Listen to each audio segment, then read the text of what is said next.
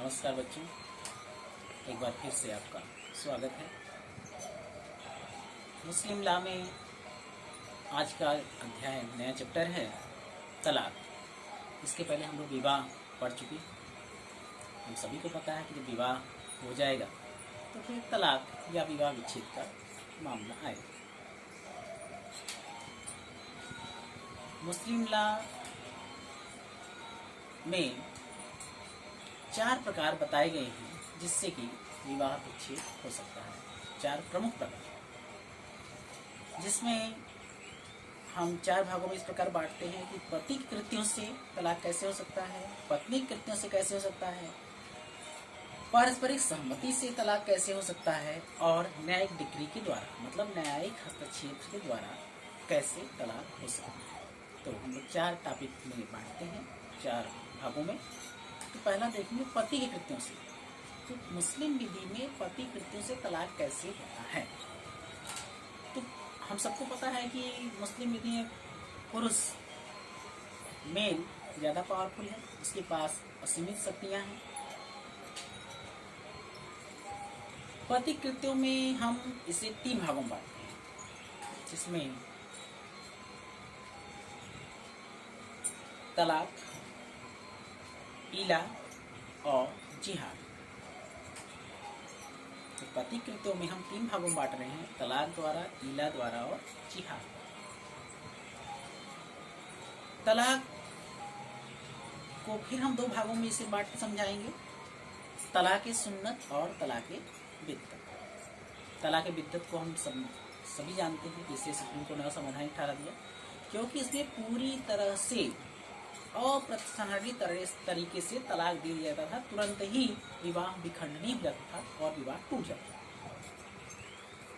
जबकि तलाक सुन्नत जो अभी भी मान्य ही है, तलाक सुन्नत में को भी 2 भागों में बांट के हम लोग समझ सकते हैं, तलाक एहसान और तलाक हसन। मतलब 2 तरीके पति को दिए गए हैं जिनसे वह तलाक दे सकता है, तलाक एहसान, तलाक हसन।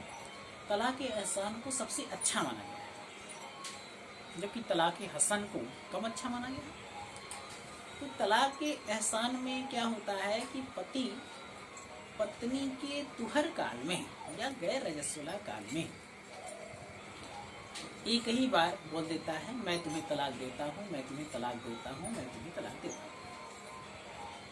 इतना कहने से तलाक नहीं हो जाता, बल्कि जब पत्नी इद्दत काल पूरी करेगी तब तलाक माना जाएगा।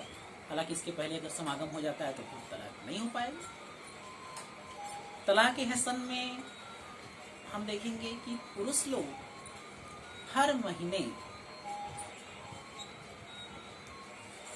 जैसे 1 महीने में एक बार कहेंगे मैं तुझे तलाक देता हूँ, फिर दूसरा कहेंगे मैं तुम्हें तलाक देता हूँ, फिर तीसरे महीने में फिर कहेंगे मैं तुम्हें तलाक देता हूँ, तब उसके बाद ही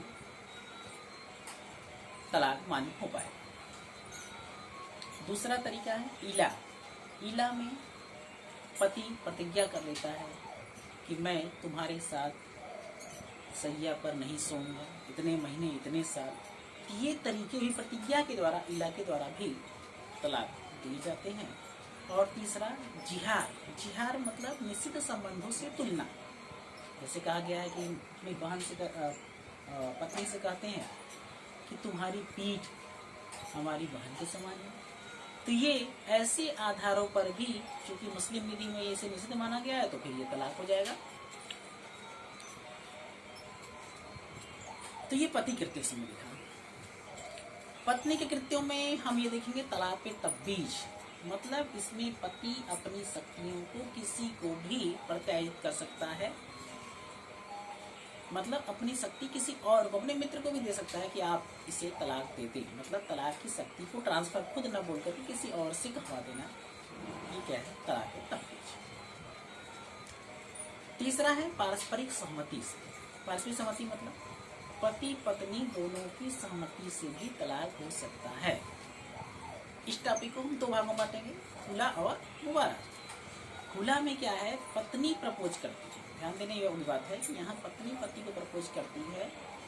खुला मतलब एक तरह से खरीद लिया कि आप कुछ पैसा लीजिए और अपना पीछा हमसे छुड़ा लीजिए। तो इस माध्यम से भी तलाक होता है।